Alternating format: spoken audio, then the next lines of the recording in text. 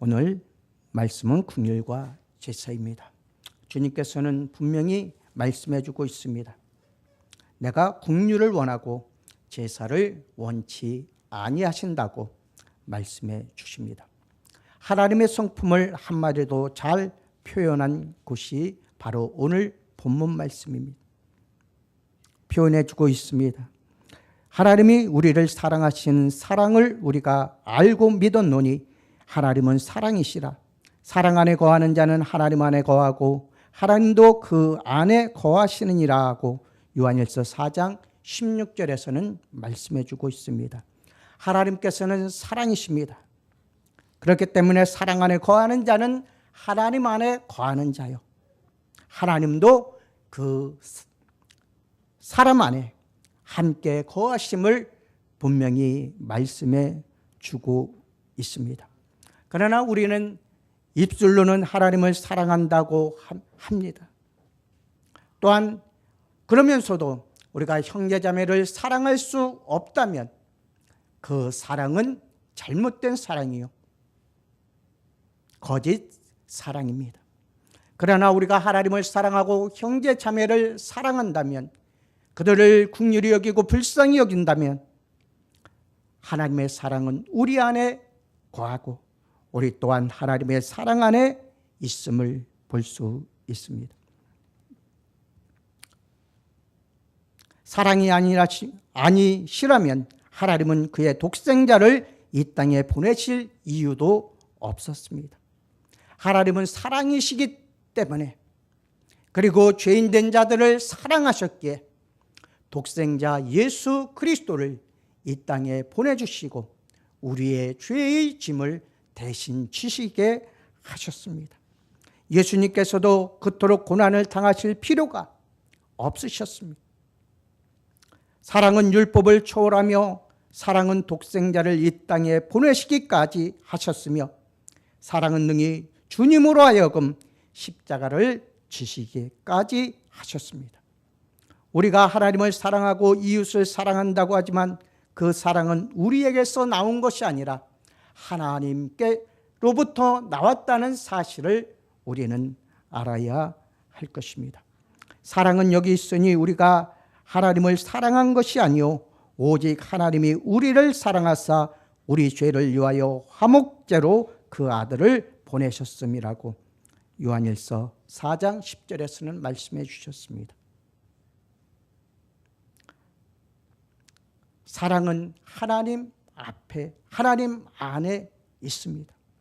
그래서 우리가 하나님을 사랑한 것이 아니고 하나님께서 우리를 사랑하사 그 아들을 화목 제물로 보내주셨다는 사실입니다.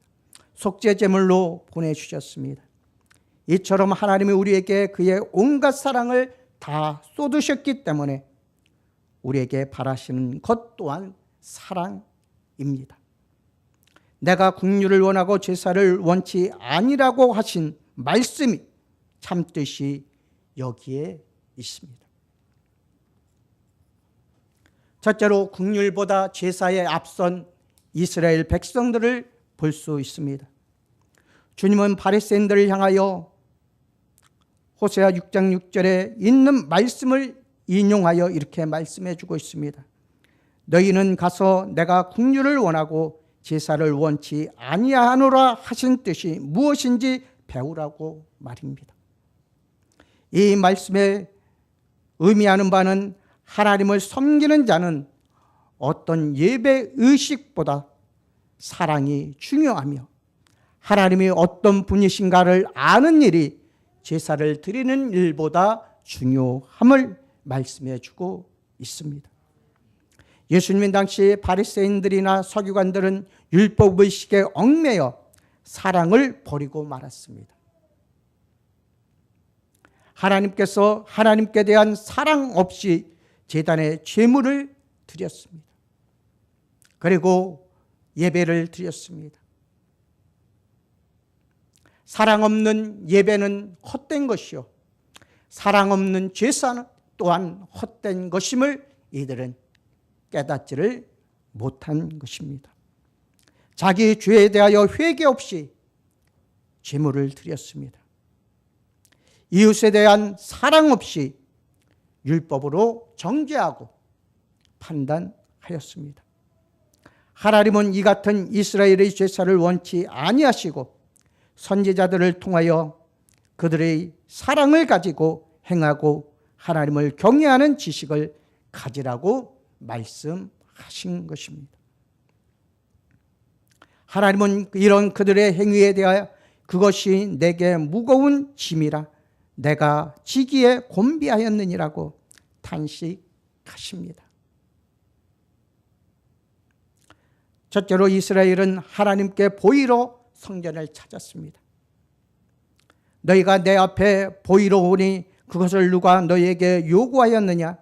내 마당만 밟을 뿐이라고 이사야 1장 12절에 말씀해 주셨습니다. 이들은 하나님 앞에 사랑을 가지고 나온 것이 아니라 하나님께 보이려고 성전으로 나와 제사를 드렸습니다. 하나님께 제물을 바쳤습니다. 그러나 하나님께서는 그것을 원치 아니하셨습니다. 그것을 누가 너희에게 요구하였느냐고 묻고 계십니다. 지금 우리가 드리는 예배 또한 이렇게 이스라엘 백성들과 같다면 하나님께서도 지금 우리에게 묻고 계십니다. 누가 너희에게 이것을 요구하였느냐고 말입니다. 내 마당만 밟을 뿐이라고 말입니다. 성전의 마당만 밟고 올바른 예배를 드리지 못한다면, 사랑의 예배를 드리지 못한다면 그 예배는 헛되고 하나님께서 받지 아니하실 것입니다. 하나님께 대한 사랑이 아니라 다만 하나님께 드릴 제물을 가지고 하나님께 보이러 그들은 성전을 찾았습니다. 하나님은 이런 제물을 원치 아니하십니다. 하나님은 비록 수다한 제물을 하나님께 드린다 해도 그 안에 사랑이 없다면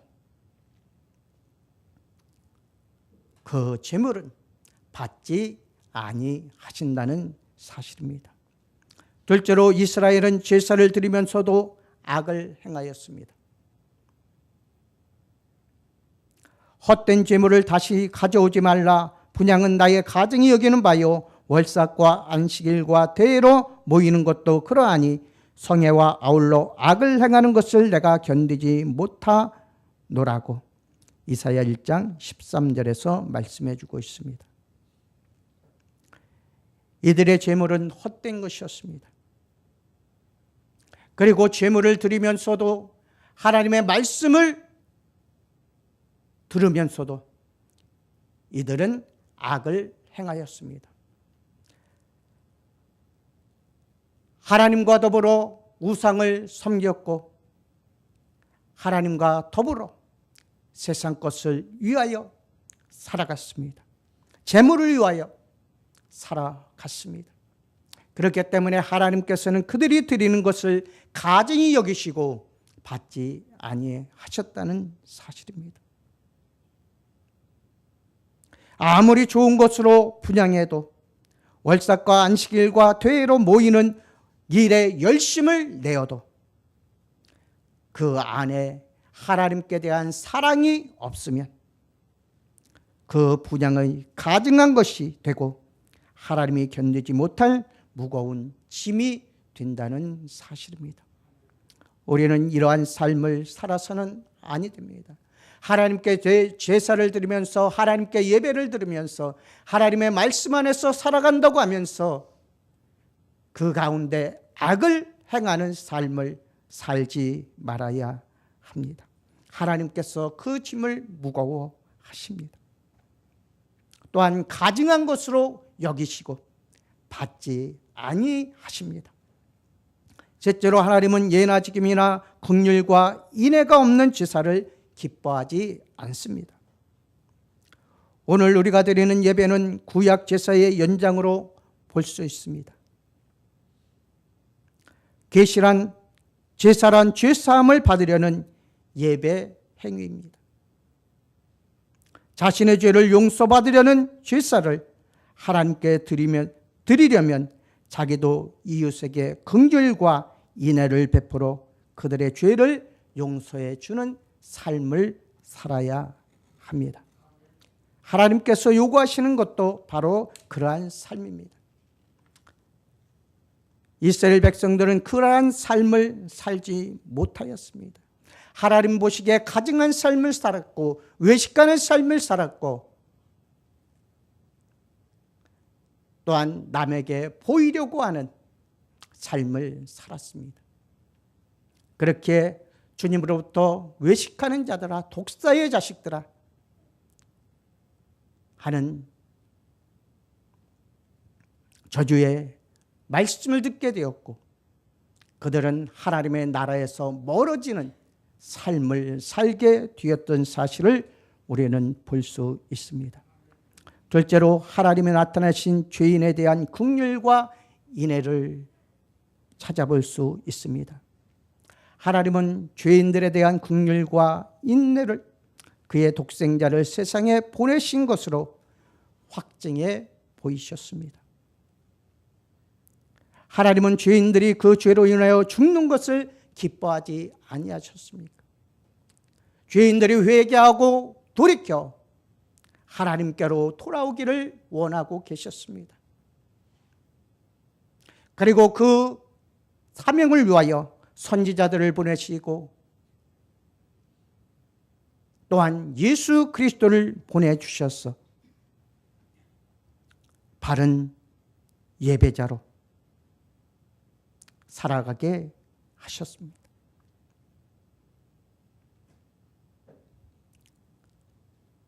바로 하나님께서는 죄인들이 하나님께로 돌아오는 것을 기뻐하셨다는 사실입니다.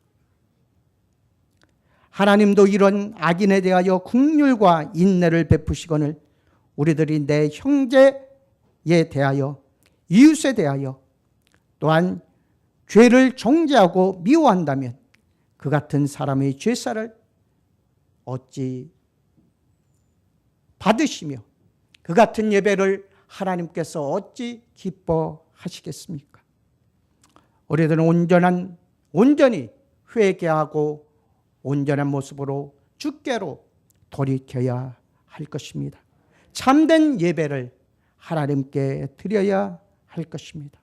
그럴 때만이 하나님께서 그 예배를 기뻐 받으시고 예배드리는 자를 축복하실 것입니다. 주님은 세상에 오신 목적에 대하여 세상을 심판하려 하심이 아니라 오히려 세상으로 구원을 얻게 하려 함이라고 요한복음 3장 17절에서 말씀해 주고 있습니다. 바로 주님께서 오신 목적은 죄인들을 구원하여 하나님 자녀 삼아 주시는 것입니다. 죽음에서 생명으로 옮겨 주시는 것입니다. 멸망에서 영생으로 옮겨 주시는 일입니다. 그렇기 때문에 우리는 예수 그리스도를 믿고 의지하고 주님의 말씀에 순종하는 삶을 살아야 합니다. 말씀 안에서 성령 안에서 늘 충만한 삶을 살아가야 합니다. 그리고 하나님께서 기뻐하시는 일을 행해야 합니다. 그럴 때만이 우리의 진실한 모습이 하나님 앞에 상달되고 하나님께서 흠양하시는 예배가 될 수 있습니다. 마지막으로 하나님이 기뻐 받으시는 예배를 우리는 드려야 합니다. 우리는 하나님께 드리는 제사가 우리의 영원한 생활과 영적인 생활과 연결되어 있다는 사실을 알아야 합니다. 하나님이 기뻐하시는 제사란 사랑이 기초가 되고 사랑이 열매로 따라야 합니다. 이 같은 예배의 형태에 대하여 성경은 몇 가지로 말씀해 주고 있습니다. 하나님이 기뻐하시는 제사에 대하여 오직 선을 행함과 서로 나눠주기를 잊지 말라. 이 같은 제사는 하나님이 기뻐하시느니라고 히브리서 13장 16절에서 말씀해 주고 계십니다. 선을 행하는 것과 서로 나눠주기를 힘쓰는 일을 하나님께서는 원하고 계시다는 사실입니다. 예배는 잘 드리지만 선한 행실이 전혀 없고 그의 모든 행위가 악하다면 이것이야말로 하나님을 슬프게 드리는 예배가 될 것입니다. 그리고 하나님이 기뻐하시는 예배는 신령과 진정으로 드려지는 예배를 말하고 있습니다. 신령이란 말은 영적이란 말로 율법적인 의식이 아니라 영적으로 받으실 예배를 말합니다. 제물을 제단에 드리는 것으로 끝나버리는 형식적인 예배가 아니라 사랑과 경외심에서 나오는 진실한 예배를 원하고 계십니다. 이처럼 진정이란 그 심령 중심에 나오는 진실한 예배를 가리키고 있습니다. 우리 심령 중심에서 나오는 진실된 예배를 하나님께서는 받으신다는 것입니다.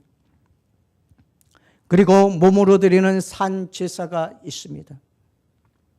우리의 몸을 하나님께 거룩한 산 제사로 드리는 것입니다. 이 제사는 우리가 이 세대를 본받지 말고 마음을 새롭게 하여 하나님의 뜻을 분별하는 생활을 의미하고 있습니다. 결론의 말씀을 드립니다. 하나님은 우리의 진실을 원하신다는 사실을 알 수 있습니다.